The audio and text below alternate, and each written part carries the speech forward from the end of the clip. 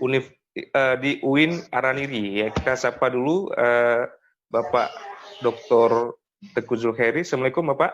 Assalamualaikum warahmatullahi wabarakatuh. Sehat Pak ya, insya Allah ya.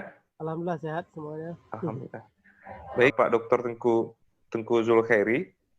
Ini Pak Zul, kita sudah dengar cerita heroik dan haru dari berbagai sumber informasi yang terpercaya, termasuk dari yang disampaikan oleh Pak Husaini tadi, bagaimana maksudnya rasa ukhuwah nelayan Lancok Aceh Utara, sampai mereka sendiri yang nelayan, yang secara ekonomi itu sulit, apalagi di tengah kondisi pandemi virus corona seperti ini mau menolong Muslim Rohingya, tadi dengan mengumpulkan 3 muk beras dalam 1 hari.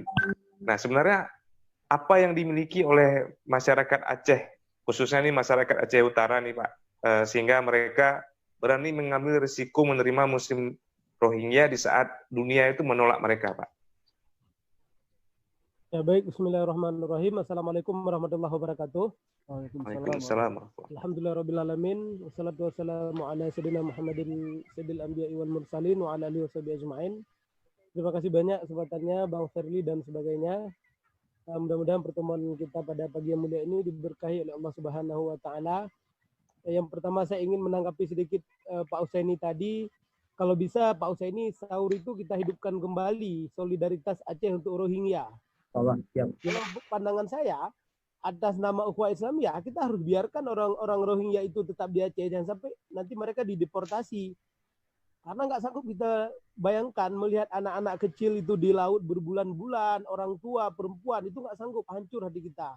Jadi kalau misalnya dengan adanya dukungan masyarakat yang lebih luas, saya yakin kita akan bisa meyakinkan pemerintah agar mereka tidak mendeportasi mereka. Biarkan aja dulu di Aceh. Kemudian terkait dengan pertanyaan host tadi, Pak Rizky ya, Pak Rizky. Jadi begini ya, saya melihat masyarakat Aceh itu mereka sudah menjadikan Islam ini sebagai world view mereka, sebagai cara pandang mereka. Jadi dan cara world view Islam ini dalam memandang kemanusiaan, dalam merawat ukhuwah Islamiyah ini terus-menerus dirawat secara turun-temurun.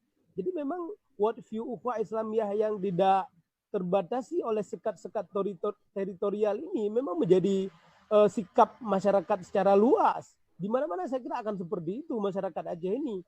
Tinggal bagaimana kita membuat sikap masyarakat Aceh ini, mengelola sikap masyarakat Aceh ini yang sangat pro ukhuwah Islamiyah, yang sangat mencintai Muslim Rohingya dan juga Muslim-Muslim lainnya di berbagai belahan dunia. Bagaimana kita kemas, kita olah ini menjadi sebuah kekuatan yang betul-betul kuat.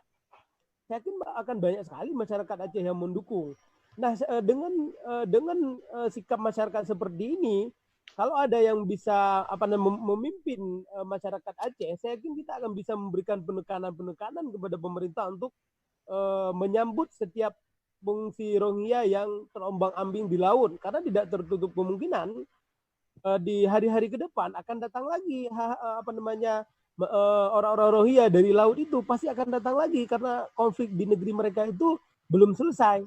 Nah, kalau Pak Husaini tadi berbicara tentang akar masalah, kita semua membaca di media massa apa akar masalahnya. Akar masalahnya adalah adanya upaya untuk genosida dari pemerintah Myanmar yang di backup oleh militer mereka dan juga didukung oleh negara pemegang hak veto, Cina.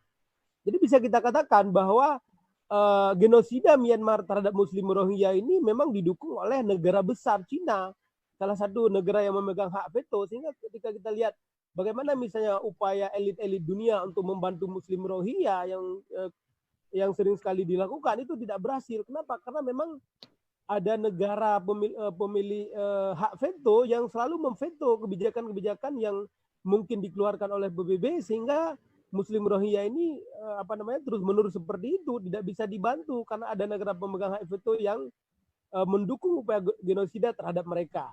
Nah, dalam konteks ini saya kira dengan adanya perasaan ukhuwah Islam ya masyarakat Aceh yang bisa kita yang bisa kita saksikan saat ini, saya berharap ini bisa kita kelola menjadi sebuah gerakan besar, menjadi sebuah sikap besar masyarakat Aceh untuk memberikan penekanan kepada pihak-pihak terkait. Kemarin kita melihat ketika orang-orang Aceh ini membantu Muslim, orang-orang Lancok menyambut Muhajirin Rohingya, itu banyak sekali mendapat respon positif dari berbagai kalangan elit Indonesia. Mulai dari Majelis Ulama Indonesia, orang-orang partai, ya banyak sekali kita lihat.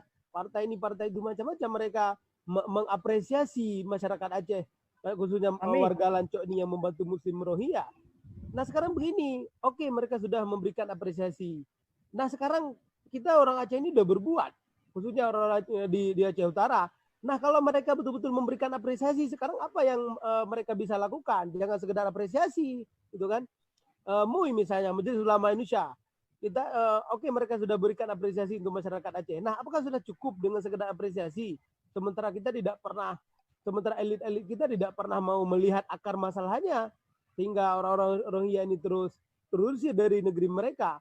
Nah mungkin dengan gerakan masyarakat Aceh ini, kita bisa minta kepada elit-elit nasional ini, kalau memang betul-betul mereka mencintai Rohingya sebagaimana masyarakat Aceh, silakan mereka menunjukkan kecintaan mereka tersebut harus dengan aksi yang nyata.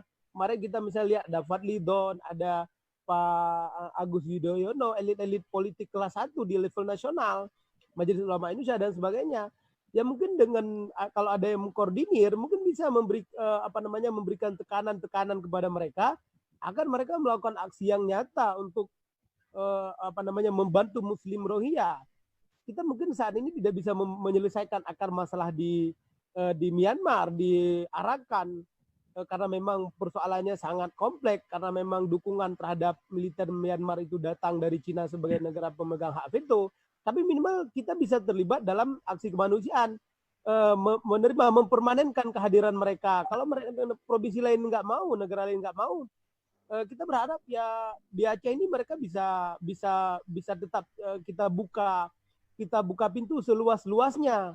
Kita buka pintu seluas-luasnya agar ke depan kalau ada yang datang lagi silakan. Mungkin bagi sebagian orang ini melihat sebagai ide yang konyol, kenapa kita membuka pintu untuk Muslim Rohingya.